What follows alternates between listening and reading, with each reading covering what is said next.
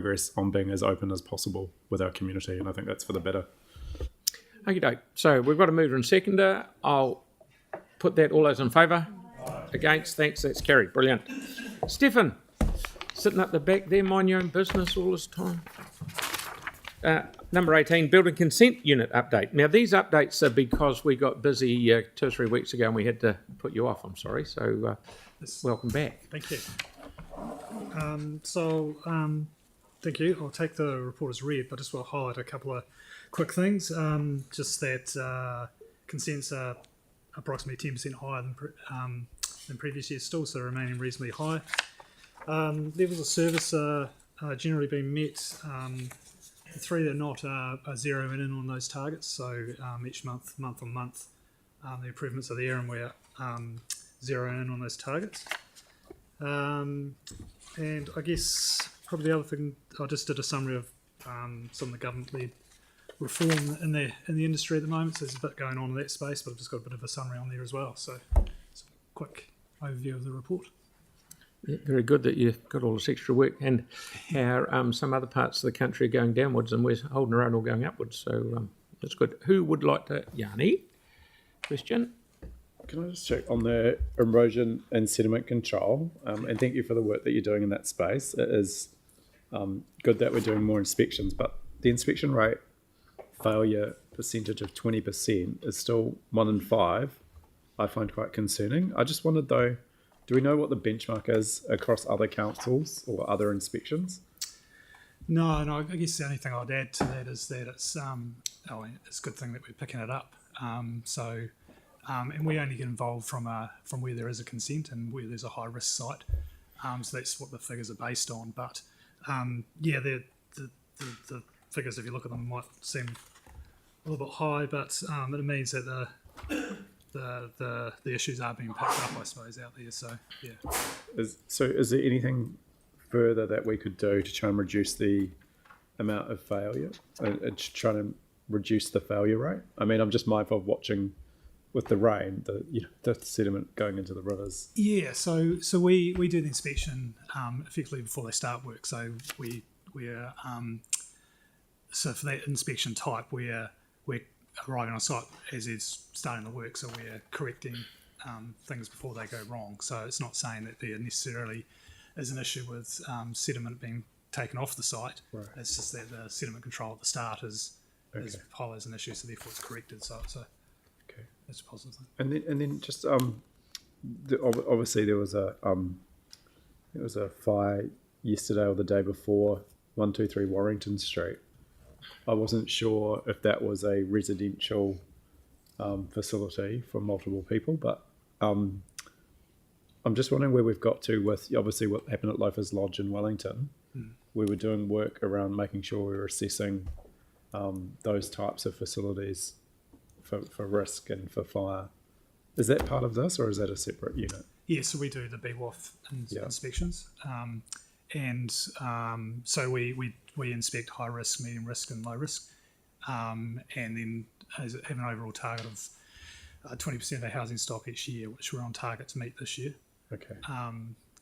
Maybe not today because I know we've got other questions and other things, but are we able to just get an update on what's been happening in that space, particularly around the ones similar to the lodging or the I don't know what exactly you call them, but yeah, so the boarding houses. So there was an update in the previous report, I think, and basically we only had a couple of 2 or 3, I can't remember exactly, buildings in Christchurch that were similar to that type of building, and we worked with MB to ensure that they were up to the appropriate standard. So okay, cool. Thank you. Thanks, Jan. Right, and lastly, Mel. With the earthquake-prone buildings, they had an extension, didn't they? So they've got till 2028 to deal with the issues. It would be good in here to report, just to include the information for next time. But also, I was just wondering if we know how many are on track to meet it and what, or do we not really know? Yeah, I guess. Would you like a summary of when the dates they're due, or how many for each year or something? Yeah. Yeah, we could include that in. Yeah, that'd be interesting. Thanks. Yeah. All right, Sarah, please. Thanks so much.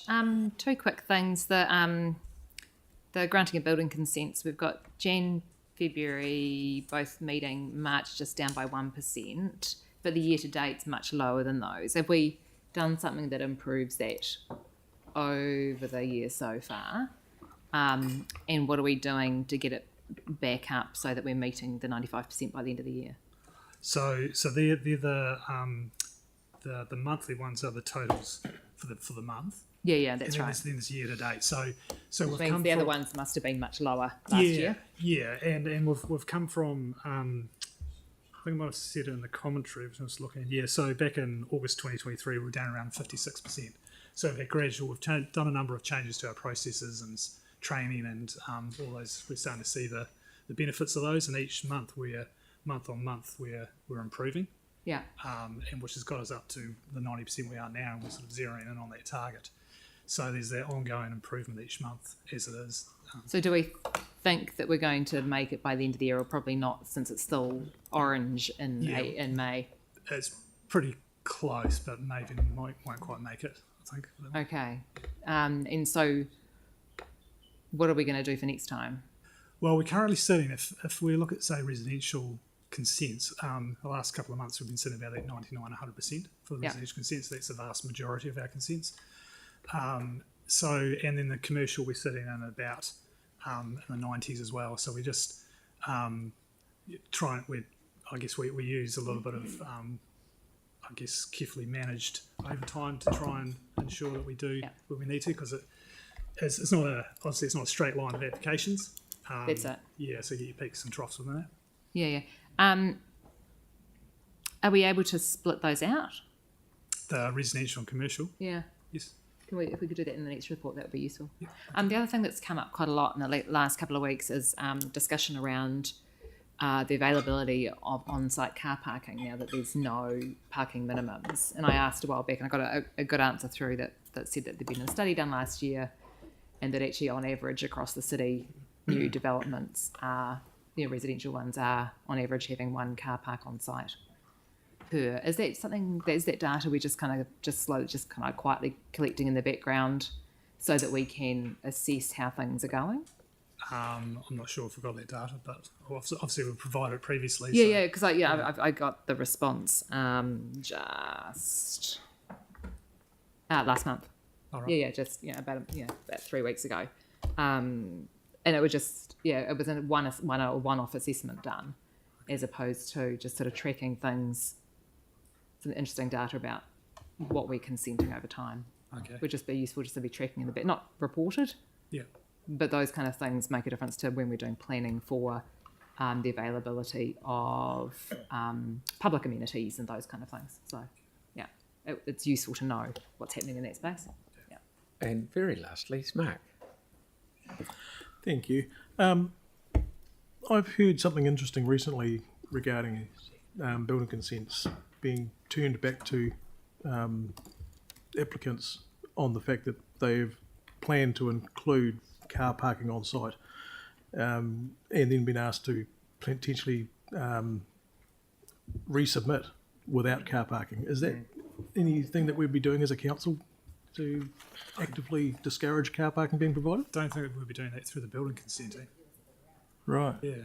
Because that would be disturbing if there was any substance in that. Yeah, I'm not sure that it's through the building consenting.